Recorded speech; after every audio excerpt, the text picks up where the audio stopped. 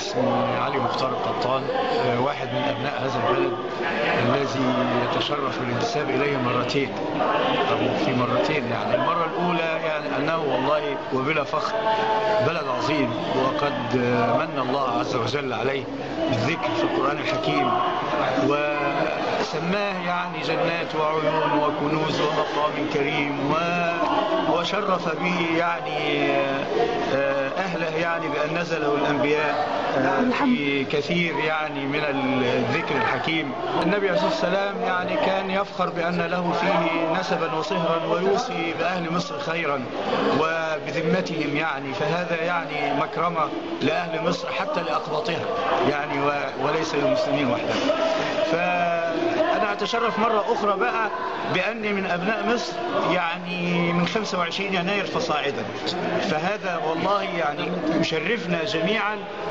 15 سنة يعني 15 سنة، وهذا الرئيس يعني المخلوع والله العظيم يعني عندما كان يقول للناس بأنه سيجري حوارا وملحقا للديمقراطية في 5 أشهر أو 6 أشهر يتدارك به كل الاستبداد الذي كان في 30 عاما، أنا كنت أقول لهم والله لا تصدقوه، هو لا يستطيع ذلك، لأنه يعني جبل على الاستبداد وعلى الظلم، أنه لم يقبل كلمة يعني نصيحة بتقوى الله في ليلة القدر في مسجد النبي عليه الصلاة والسلام. احكي لي بقى القصة دي.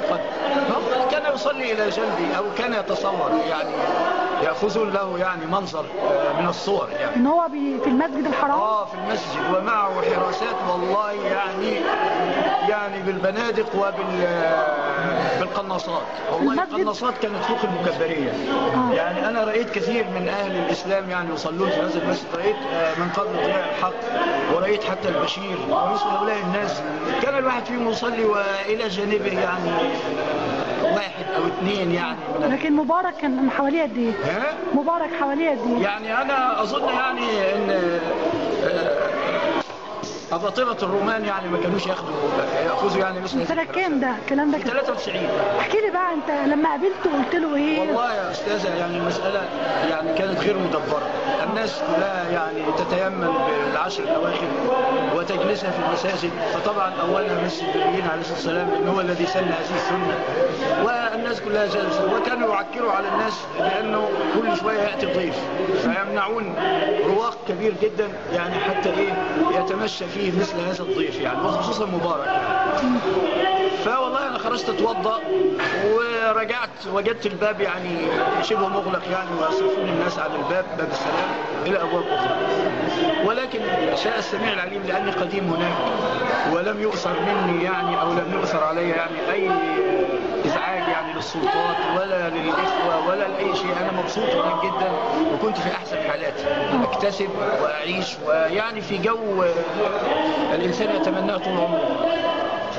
فأدخلوني يعني لم يمنعني أحد من الدخول. لقيتني بقى. فبعد أن صليت وجدت يعني ما يسمى رئيس البلاد يعني هكذا يعني يتمشى يعني مبارك، وهم يصورونه حسني مبارك يعني حسني الله مبارك يعني، والله ده بلدياتنا للأسف يعني. وبعدين ايه الحوار بقى اللي حصل؟ والله يعني عفويا كده يا ريس يعني احكم بما انزل الله يا ريس، يعني كيف تقتيلا للمسلمين، لان كان في هذا الوقت في 93 الناس تقتل في الشوارع. فقلت له ايه؟ سواء مثلا يعني اخوه او شرطه، فطبعا كل هذا يعني كان في قائمه الهمجيه يعني، ولا يمكن ان دماء الناس يعني تكون هكذا هدرا بغير محاكمات يعني عادله مثلا وقرائن الشرع والقانون ومثل هذا يعني الذي يفعله كل الناس الذين يريدون إقامة العدل. قلت له احكم بشرع الله. نصيحة يعني كلها تقوى الله يعني، مجمل تقوى الله يعني. والله لم أخرج على حدود اللياقة. أولا أنا خدمت في الجيش إلى رتبة نقيب، يعني أنا لم استطع يعني ان انا اتجاوز اللياقه العسكريه يعني، انا اعرف ان هو يعني رتبه عسكريه كبيره، ومهما كان الانسان لا يحبه فلا يصح ان يخرج على اللياقه. مرتين، مره لانه في مسجد يعني رسول الله عليه الصلاه والسلام، والمره الثانيه انا كنت شجاع قوي قلت له اتقي الله. طيب هذا قالها الصعاليك يعني لائمه المسلمين، انت قلتها له في وشه، هم افضل منه كان يعني. بينك وبينه مسافه قد ايه؟ يعني قريب من حضرتك كده يعني اقل بنص متر. يعني كما العمود كده يعني. رد فعله كان ايه بقى اول ما هو رد فعله هو يعني واذا قيل له اتق الله اخذته العزه بالاثم. فهو طبعا يعني امتعض جدا واصبح مرعوب، ويعني يفكر في مساله انا لم افكر فيها اصلا. هو يفكر ان المسائل فيها ملحق عنف، فاصبح متوتر ويتلفت على الحرس لانه كان وحده، ويصورونه يعني بصور حتى تبدو طبيعيه يعني في فيلم. بعد عنه الحرس عشان يبينوا ان هو لوحده في فيلم يعني. خاف بقى. وتخيل ان انت هتصفيه جسديا. هو بقى خاف جدا. ايه اللي حصل بقى؟ يتلفت على الحرس يمين ويسار، فهجموا عليه هجمه البقر يعني على صغارها زي ما يقولوا. وحصل لك انت ايه بقى؟ خدوه هو خرجوا بيه، وفي 10 دقائق والله جابوا عربيه مرور فولفو يعني دخلوا يمكن جزء منها من باب السلام.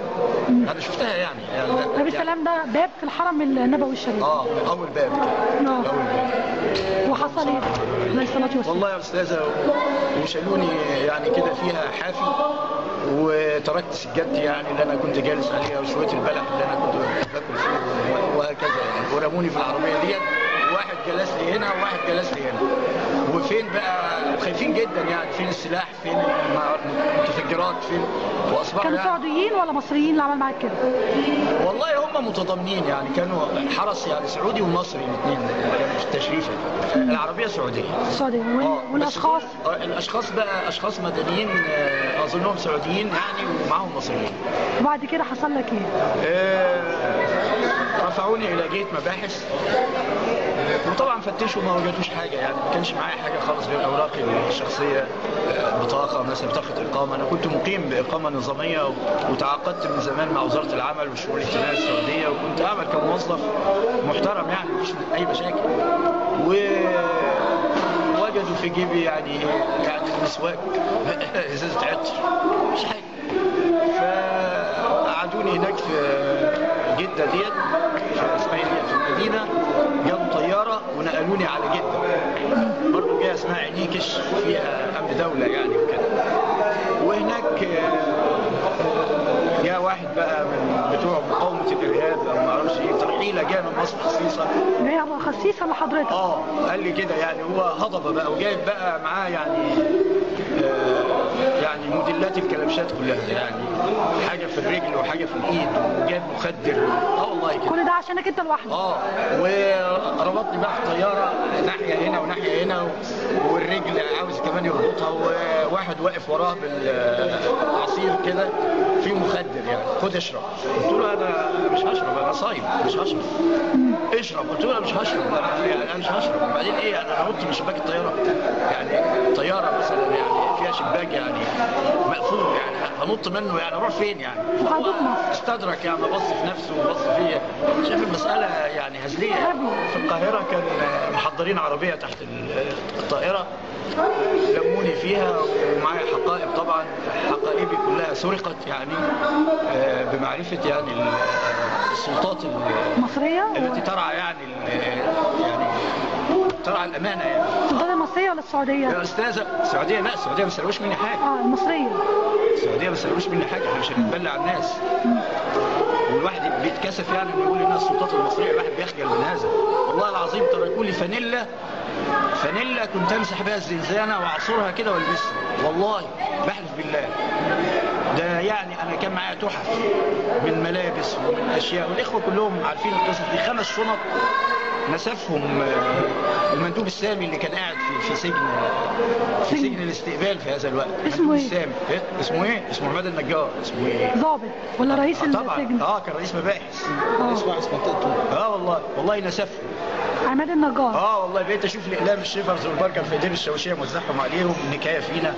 وطبعا خد هو كل ما اعجبه. قعدت كام سنه يا عم؟ 15 سنه عشان قلت لمبارك اتقي الله. 15 كامله. وادي شهاده الاعتقال، وادي فيشو تشبيه كمان، ان انا اخر فيشو تشبيه طالع الحمد لله.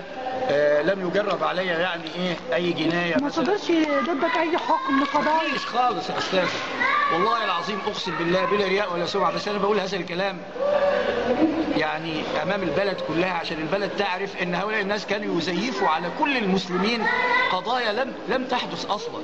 والله العظيم المره الوحيده اللي رفعت فيها السلاح، اخر مره مسكت فيها سلاح والله على دبابات شارون في حصار السويس، ويشهد على كده يعني كل اللي كانوا معانا في الحصار بما فيهم الشيخ حافظ سلام اللي شفته هنا برضو في 25 يناير، الرجل يعني اللي في التسعينات وجاي برضو يقول يسقط حسني مبارك. فانا فدائي كمان. فدائي. طبعا. احكي لي حصل لك ايه جوه السجن؟ اتعاملوا معاك ازاي؟ كان في مسحوا بينا تعذيب؟ الارض يا استاذه، والله العظيم كلام يعني محاكم تفتيش. محاكم تفتيش يعني محاكم تفتيش بمعنى ايه؟ انسان نايم على الاسفلت اذا لم يضرب، يعني إذا لم يضرب مثلا ويهان ومثل هذا، والله العظيم يعني أنا فاكر في مرة جاء تفتيش من اللجنة إياها اللي كانت بتطلع يعني في كرنفالات التفتيش المصلحة، وأنت عارف يعني حضرتك اتعذبت تعذيب جسدي؟ الكل اتعذب، مفيش حد ما اتعذبش.